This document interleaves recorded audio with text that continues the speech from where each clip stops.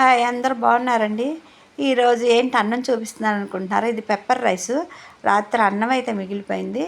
దాన్ని కొంచెం మిరియాలు, ఎండుమిరపకాయలు వేసి పొడి చేసి పక్కన పెట్టెళ్ళింది మా పెద్దమ్మాయి.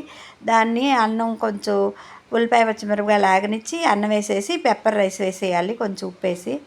ఇక కూర వచ్చేసి చిక్కుడుకాయ వేపుడు. చెప్పాను కదండి, ఇక మా కోడలు ముద్దపప్పు వండి దేవుడికి పెడుతుంది. ఇక తనకి గిల్లి చక్కగా చిక్కుడుకాయలు వేపుడు చేసి, మా మనవడికేమో ఈ కార్న్ అంటే చాలా ఇష్టం, అది కూడా వండాము. ఇక నిన్న కొంచెం గోంగూర పప్పు ఉంది, చిప్స్ లేపాను, ఈ కాయలు ఉన్నాయి, ఇక ఇవన్నీ ఉన్నాయండి. వీటితో మా ఈ మెనూ పూర్తవుతుంది. ఇక బట్టలు చూసారుగా, వర్షం అసలు ఏం వర్షమోనండి. ఏంటి ఇవన్నీ ఎందుకు నాకు అనుకుంటున్నారా? ఏంటోనండి బాధ. ఈ వర్షానికి బట్టలు ఆరవు.